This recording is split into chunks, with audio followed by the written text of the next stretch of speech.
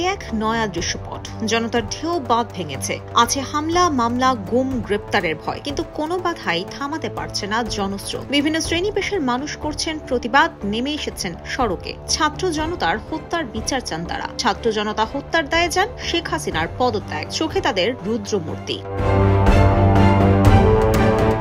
সর্বত্র হয়েছে প্রতিবাদ। বৈষম্য বিরোধী ছাত্র আন্দোলনের কেন্দ্রীয় কর্মসূচির অংশ হিসেবে গণমিছিল কর্মসূচি পালনে আফতাবনগর ও উত্তরায় শিক্ষার্থীরা নেমেছিলেন প্রতিবাদ জানাতে, ছিলেন অভিভাবকরাও।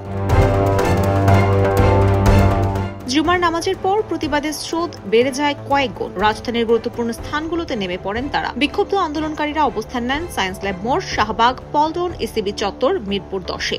উত্তরায় আন্দোলনকারীদের সঙ্গে ব্যাপক সংঘর্ষ হয়। গুলিবিদ্ধ হন কয়েকজন। জাতীয় প্রেস ক্লাব থেকে মিছিল যায় কেন্দ্রীয় শহীদ মিনারে। শিক্ষার্থী জনতার এই মিছিল জনসমুদ্রে পরিণত হয়। দাবি তোলা হয় প্রধানমন্ত্রী শেখ হাসিনার পদত্যাগের।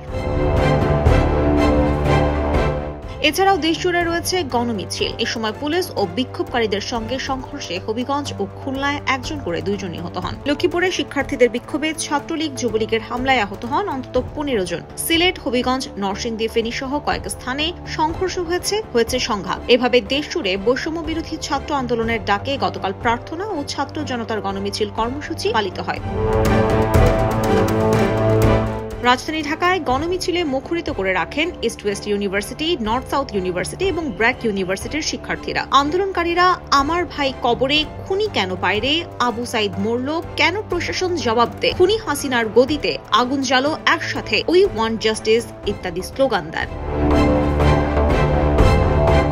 গণগ্রেপ্তার বন্ধ, জুলাই হত্যাকাণ্ডের বিচার, আটক শিক্ষার্থী জনতার মুক্তি, কারফিউ প্রত্যাহার, শিক্ষা প্রতিষ্ঠান খুলে দেয়া ও অসংখ্য শিক্ষার্থী জনতাকে হত্যার দায়ে সরকারের পদত্যাগের দাবিতে শিক্ষক জনতার ডাকা জৌহ যাত্রা অনুষ্ঠিত হয়েছে। গুড়ি গুড়ি বৃষ্টি উপেক্ষা করে এই যাত্রায় হাজার হাজার মানুষ অংশগ্রহণ করেন। যাত্রাটি জাতীয় প্রেস ক্লাব থেকে শুরু হয়। এর আগে তারা অবস্থান নিয়ে পথনাটক প্রদর্শন এবং গান পরিবেশন করেন। গানের মাঝে মাঝে বক্তব্য রাখেন শিক্ষার্থী, শিক্ষক, অভিভাবক, সংস্কৃতি কর্মী, বুদ্ধিজীবী, নাগরিক সমাজের প্রতিনিধি ও বিভিন্ন ছাত্র সংগঠনের নেতাকর্মীরা। এরপর মিছিল দোয়েল চত্বর, টিএসসি হয়ে শহীদ মিনারে যায়। স্লোগানে প্রকম্পিত হয়ে ওঠে শহীদ মিনার এলাকা।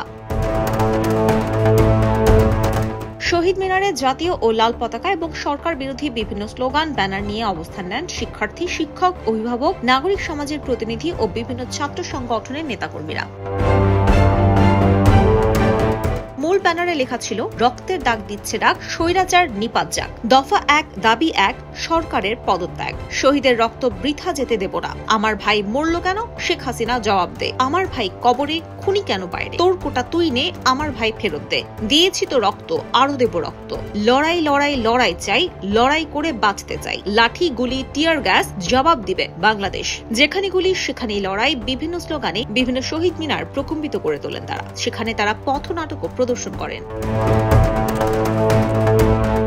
যাত্রার শুরুতে জাহাঙ্গীরনগর বিশ্ববিদ্যালয়ের অর্থনীতি বিভাগের অবসরপ্রাপ্ত অধ্যাপক আনু মোহাম্মদ বক্তব্য দেন। তিনি বলেন, এখন দাবি একটাই, এই সরকারকে পদত্যাগ করতে হবে। জনগণের ক্ষমতা জনগণের কাছে আনতে হবে। সরকারের কাছে কোনো কিছু চাওয়ার নেই, তবে অনেক বিচার বকেয়া রয়েছে। জুলাই হত্যাকাণ্ডের বিচার করতে হবে। আর এখন প্রধান এজেন্ডা বাংলাদেশে গণতান্ত্রিক রূপান্তর কিভাবে হবে। দ্রোহ যাত্রায় ছাত্র জনতার পক্ষ থেকে পরবর্তী কর্মসূচি ঘোষণা করেন ছাত্র ইউনিয়নের সভাপতি রাগিব নাইম। তিনি বলেন, রোববারের মধ্যে কারফিউ প্রত্যাহার করতে হবে, সব গ্রেপ্তারকৃতদের মুক্তি দিতে হবে, সব শিক্ষা প্রতিষ্ঠান খুলে দিতে হবে, বর্তমান সরকারকে শিক্ষার্থী জনতা হত্যার দায়ে পদত্যাগ করতে হবে। IBTV USA news desk.